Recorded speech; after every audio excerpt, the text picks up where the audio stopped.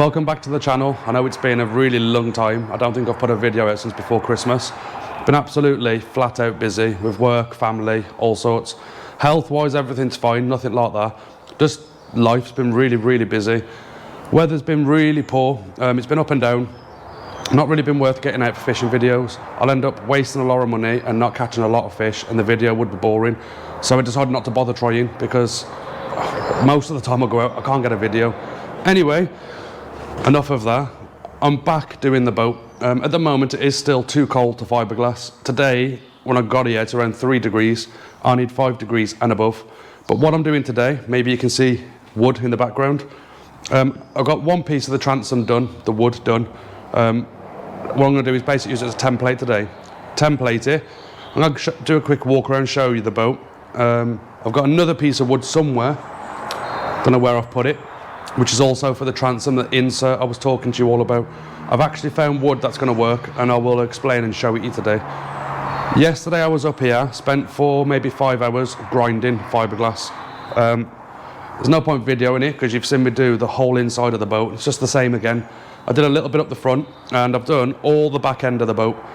Again, I'll explain why I've done that, but I didn't video it. So what I'm going to do, spin the camera around, just show you around the boat quickly, show you what I'm done so far, where we're at. You've not missed anything as such. I did have a friend come up and help me do the transom. It made a template. I'll explain how we made it. The best way to do it, there's videos on YouTube where they use little strips of wood, hot glue gun together, and they make the templates that way. That would definitely be the easiest way for a complete beginner, like to DIY, if you know what I mean. The way my friend did it was with a compass. Basically, we traced along the bottom of the hull on a template, and then we basically cut that out, we slotted it in, and then we cut the rest. It was a really clever way of doing it, and it was pretty quick. Videoing it, I couldn't, because he doesn't want to be on camera, which is more than fair enough. So that's it really. I'm going to show you what we've got to, show you the piece of wood we've got for the transom so far, show you what I've grinded yesterday, basically tell you the plan as I go along, and start cutting this wood out. Also got Mark here today, he's giving me a hand, he's doing some sanding. He's sanding the splash well at the moment. The cuddy and the flybridge will also need sanding, so Mark's up here helping me get on with that as well. So it's speeding the process up quite a lot. Right, I'll turn the camera around, I'll show you the boat. I do have a little work light with me because it's quite dark in this shed. We've had to move the boat to the back of the shed, away from the door, because it's getting too wet with the rain coming in. So it's pretty dark in here. The video quality may be pretty poor. Hopefully it's okay.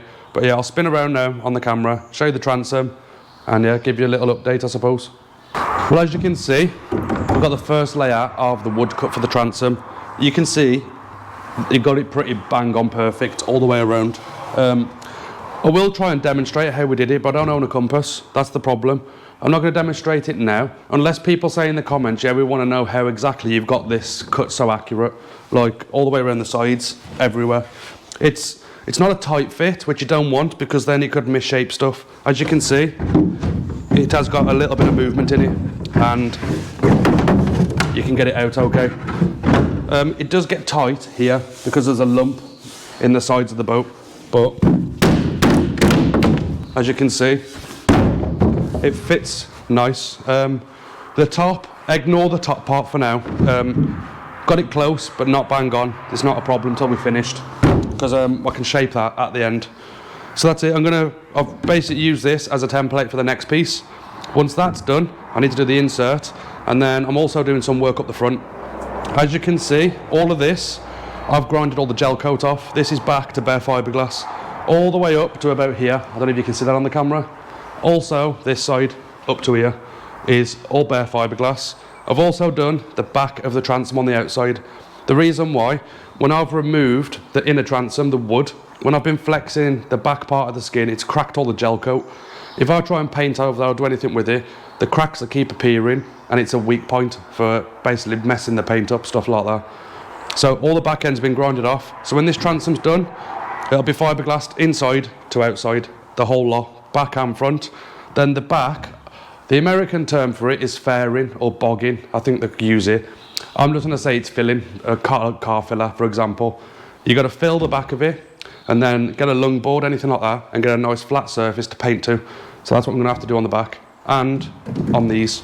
Got rod rest holes cut out here. I'm covering those up. I don't know if I want the rod rest in that position.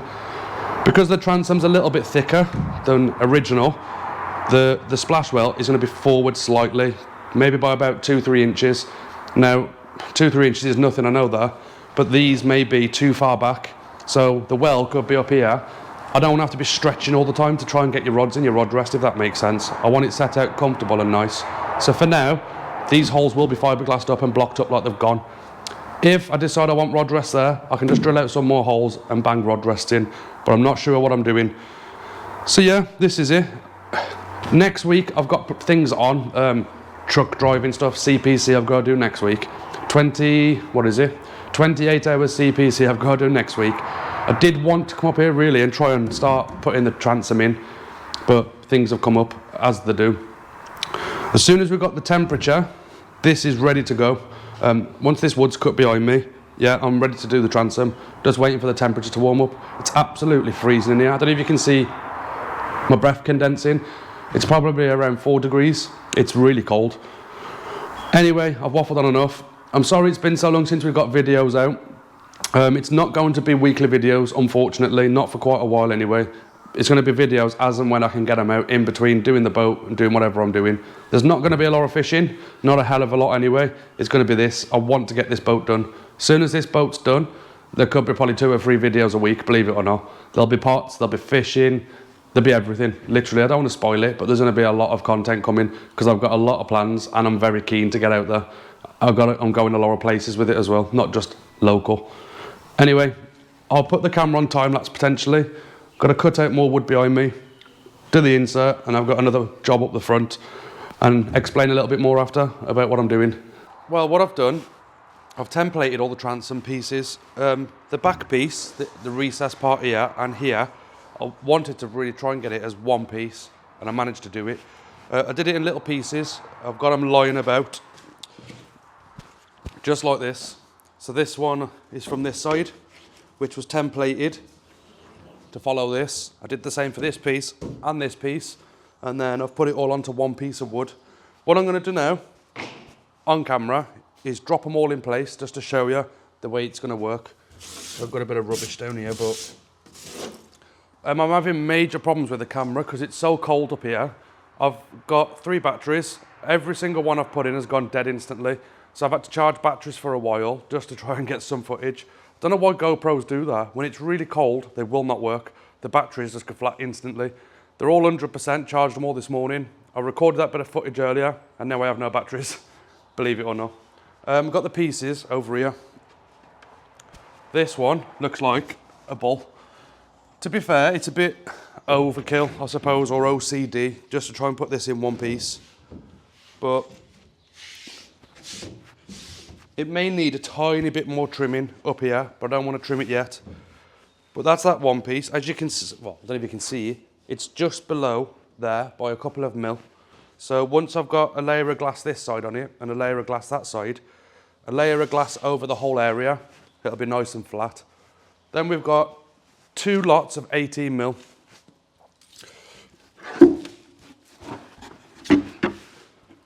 The reason why I'm showing you this is so you can see how thick the transom will be when it's done.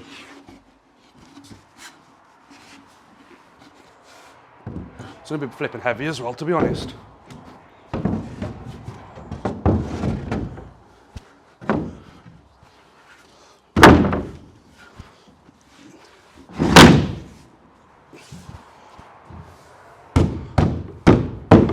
And as you can see, I haven't actually cut this part out yet, which is what I want to do next really. But I could do with having it all in place. Just to give me an idea, this slid. Yeah, like that.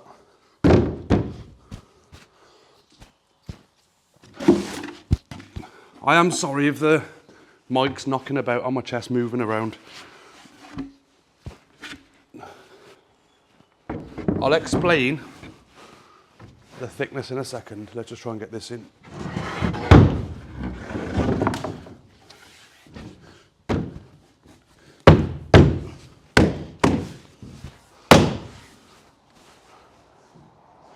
Yeah, that's looking fine. It's actually the first time I've fitted all this in together, you know.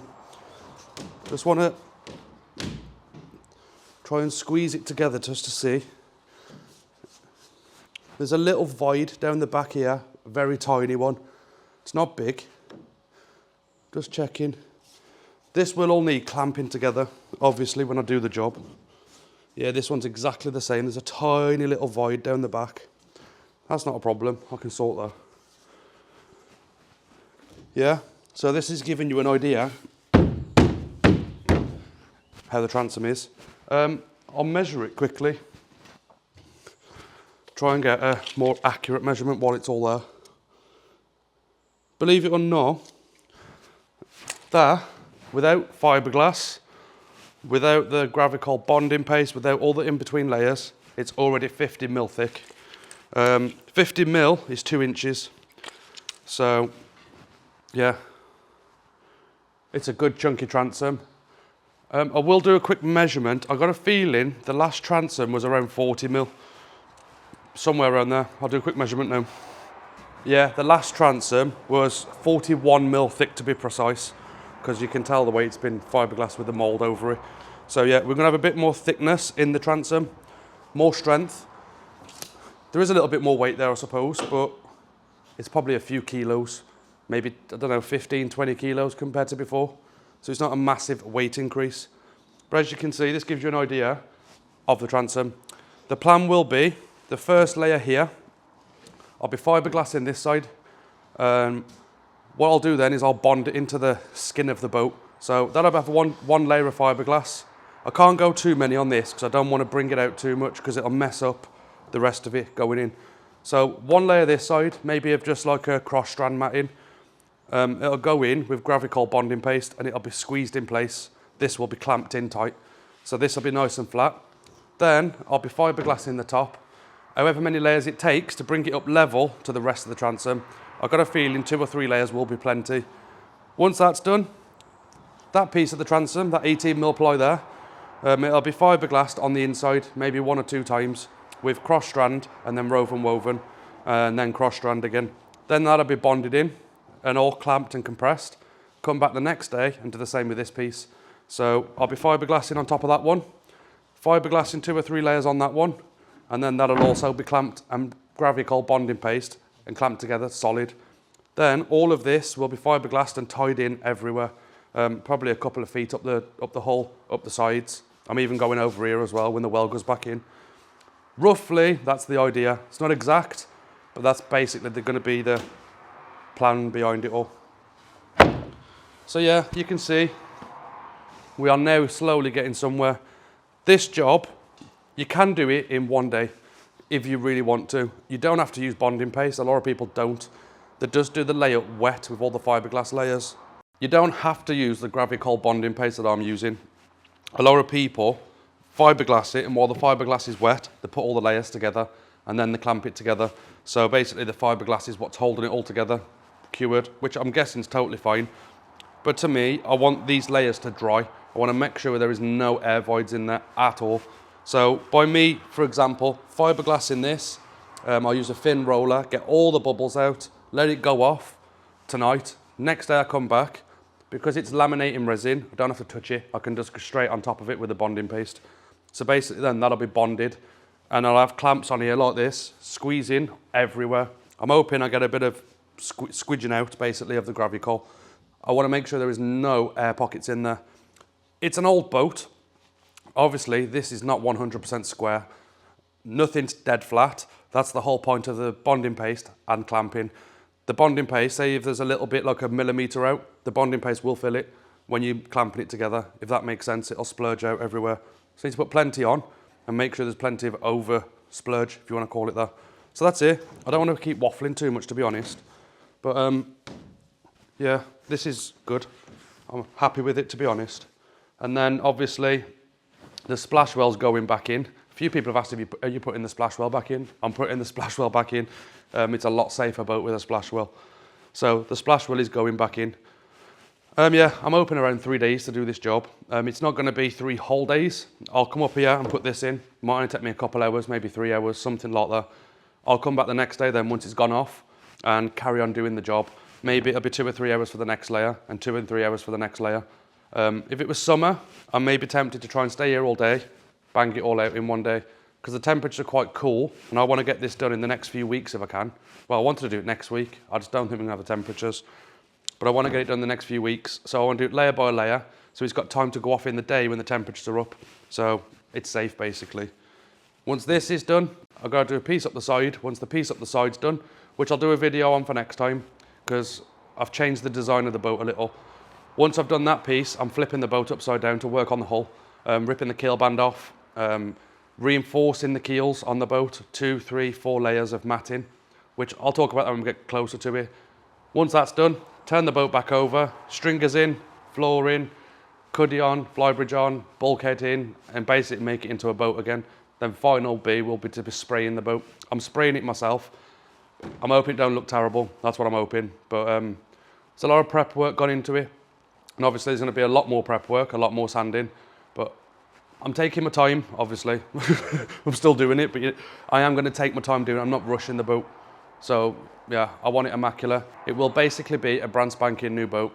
The shell's not new, but everything else is new. So it could technically be called a brand new boat. Anyway, this is not a long video. Obviously, people want videos, but stuff like this, I want to show it you.